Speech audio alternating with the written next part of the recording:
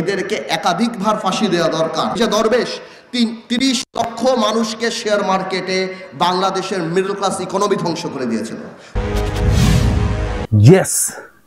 Yes, Andalib Rahman Partha উনি যথার্থই বলেছেন যে সালমান আজিজদের মানে সালমান এফ রহমান এবং আজিজ সামিট গ্রুপের আজিজকে যদি একাধিকবার যদি বারবারও ফাঁসি দেওয়া হয় সেটা কম হয়ে যাবে বাংলাদেশকে অর্থনৈতিকভাবে পঙ্গু করে দেওয়ার তুলনায়। বাংলাদেশ নামক একটি দেশকে যতভাবে সম্ভব চুষে খাওয়ার জন্য যেই কয়েকজন এজেন্ট বিগত সরকার নিয়োগ দিয়েছিলেন তাদের মধ্যে অন্যতম হচ্ছে এই সামিট গ্রুপের আজিজ এবং সালমান এফ রহমান। বাংলাদেশকে চুষে নিয়েছে একদম চোখের মতো। একটা চোখ যখন মানুষের পায়ে বা হাতে বা শরীরের কোনো এক জায়গা থেকে চুষে নেয় সে হয়তো সামান্য রক্তটুকুই চুষে নেয়, কিন্তু এরা চুষে নিয়েছে বাংলাদেশ নামক দেশটাকে। 30 লক্ষ মধ্যবিত্ত মানুষের জীবন এবং জীবিকাকে এরা শেয়ার মার্কেট লুটে নিয়েছে, এরা বিদ্যুৎ খাতে লুটে নিয়েছে পুরো বাংলাদেশকে।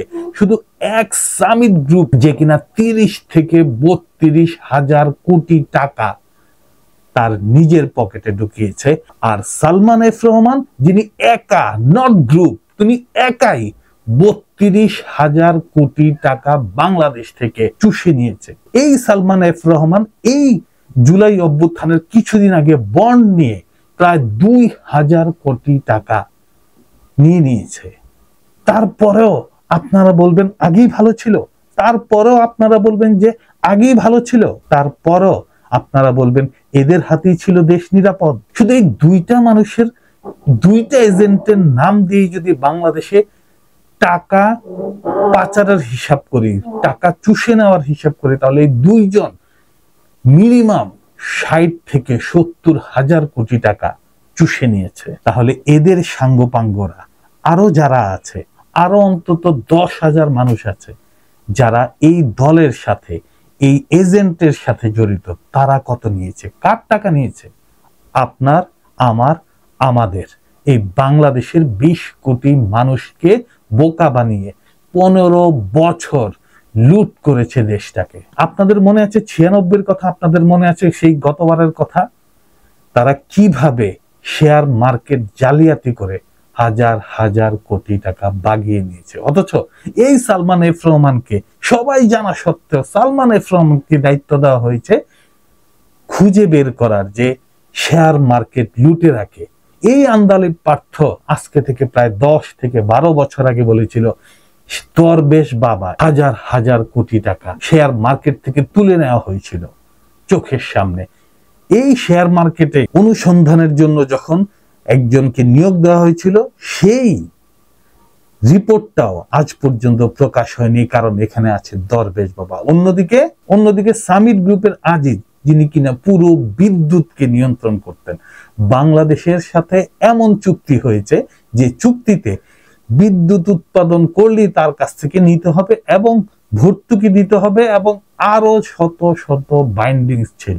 বিপু সাহেব যিনি এই লাস্ট বিদ্যুৎ নিয়ে যত কেলেঙ্কারি এসে সেই কেলেঙ্কারিতে সামিট গ্রুপের এজেন্ট ছিল সেই বিপু, বিদ্যুৎ প্রতিমন্ত্রী। এদের হাতেই ছিল দেশটা, এদের হাতেই ছিল দেশ।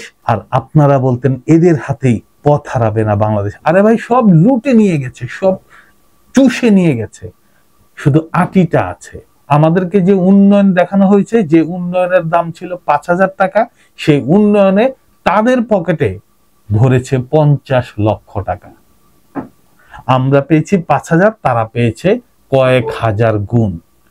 আমাদের কাঁধে ঋণ, আর তারা সামিট গ্রুপ এখন উনি নাকি এখন সিঙ্গাপুরের অধিবাসী। আরেকজন আছে এস আলম, তার ব্যাপারে সালমান এফ রহমান আরো বলেছেন যে বাংলাদেশে মূল যত টাকা পাচার হয়েছে তার অর্ধেক টাকা পাচার করেছে এই এস আলম গ্রুপ। এই এজেন্ট কি করছে, যত টাকা বাংলাদেশ থেকে পাচার করছে সিঙ্গাপুরে, তিনি নাকি তার 50% টাকা দিয়েছেন শেখ হাসিনা, শেখ রেহানা এবং জয়কে। এই হচ্ছে বাংলাদেশ, এদের হাতেই ছিল বাংলাদেশ। কিছু টাকা, কিছু ট্যাক্স ফাঁকি দেওয়া, কিছু জিনিস ফাঁকি দেওয়া হয়তো আপনার গায়ে লাগবে না, অথচ অনাগত সন্তান যে বাংলাদেশে এখনো জন্মগ্রহণই করেনি তার মাথায়ও হাজার হাজার কোটি টাকা ঋণের বোঝা শুধু এদের এই 4-5 জনের হাতেই ছিল বাংলাদেশের বিগেস্ট চুরির এজেন্ট, ডাকাতির এজেন্ট, লুটের এজেন্ট। আর সেই লুটের সর্দারনি ছিলেন গতবারের সরকারের প্রধানমন্ত্রী। এই দেশটাকে যারা লুটে পুটে খেয়েছে তাদেরকে আইডেন্টিফাই করার জন্য আপনাদের এই প্রচেষ্টা। যদি ভিডিওটি ভালো লাগে তাহলে দয়া করে লাইক করবেন, কমেন্টস করবেন, শেয়ার করবেন। ভালো থাকবেন।